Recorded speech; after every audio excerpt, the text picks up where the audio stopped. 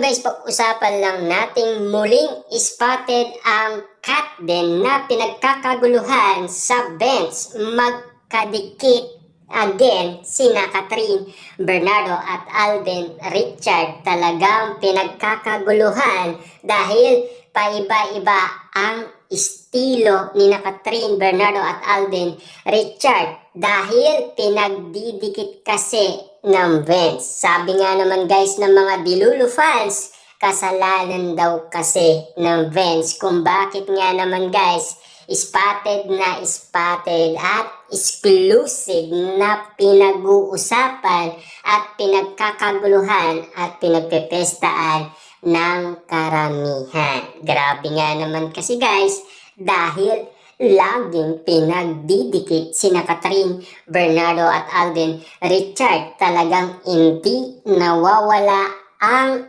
ayuda moment ni Catherine Bernardo at Alden Richard. Talagang gumagawa ng paraan ang bench para lamang masilayan sina Catherine Bernardo at Alden Richard. Kita nyo naman guys, no? Paiba-iba ang foes ni Catherine Bernardo at Alden Richard na ibinibigay ng bench sa atin. Siyempre guys, no?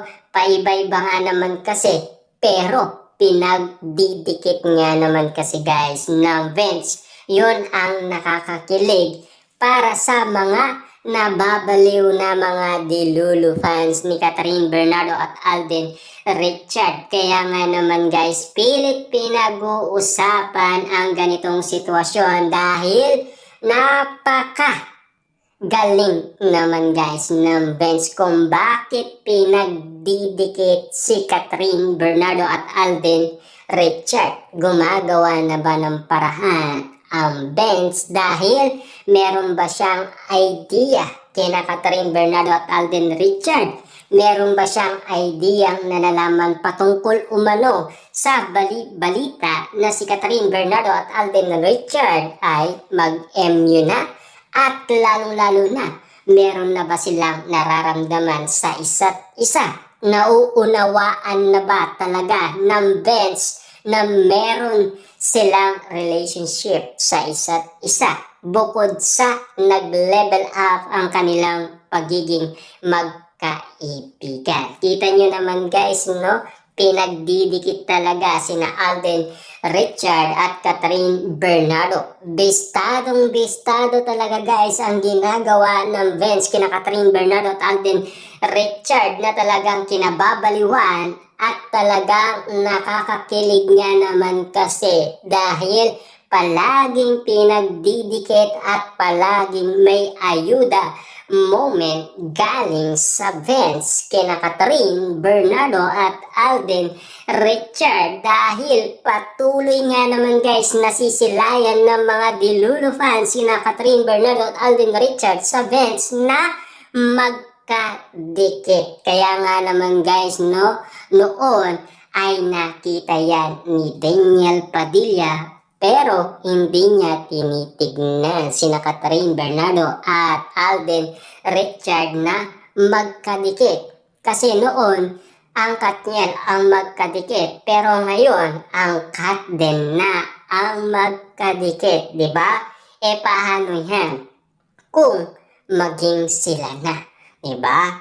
Siyempre guys, yung opportunity na pangalan ng Kat din. Siyempre guys, lalaganap yan sa lahat ng mga tao. Grabe nga naman kasi guys ang bench dahil patuloy na pinagdidikit sina Catherine Bernardo at Alden Richard na talagang bistadong-bistado sa lahat ng mga Dilulu fans dahil sa kanilang kabaliwan. Dahil palagi nga naman silang nasisilayan sina Catherine Bernardo at Alden Richard sa bench na magkadikit dahil ang balita kina Catherine Bernardo at Alden Richard mabisa pa sila sa super glue dahil lagi nga naman kasing magkadikit sina Catherine Bernardo at Alden Richard. Lalong-lalo na silang pinagkakaguluhan at pinag-uusapan at pinagpepestaan dahil sa ginagawa umano ng bench. Sa ganitong sitwasyon ba,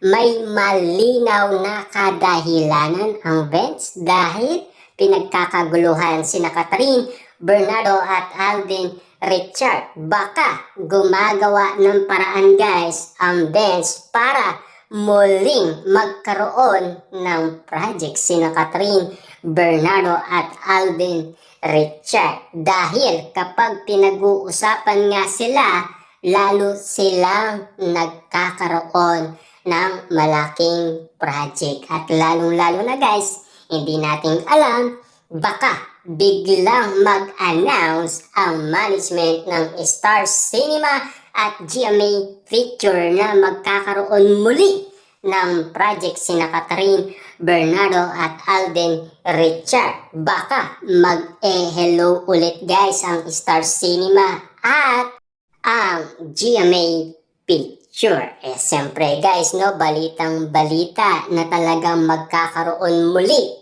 ng project si Catherine Bernardo at Alden Richard. Nag-aabang lang ang mga Dilulo fans at mga netizens at ang ating mga kababayan OFW kung ano ang susunod na project ni Catherine Bernardo at Alden Richard. Lalong-lalong tumitindi ang usapin patungkol umano sa project ni Catherine Bernardo kung teleserye ba or movie ba ang gagawin nila. Pero para sa atin guys, movie lang yan kasi mas madali ang movie kasi mas malakas sila doon. Kasi alam naman natin guys, ang mga haters kasi ang sinasabi nila kailangan teleserye daw para mapatunayan ni Catherine Bernardo at Alden Richard kung gaano sila kalakas sa maraming tao. Alam naman natin guys, malakas talaga sina Catherine Bernardo at Alden Richard. Napatunayan na yan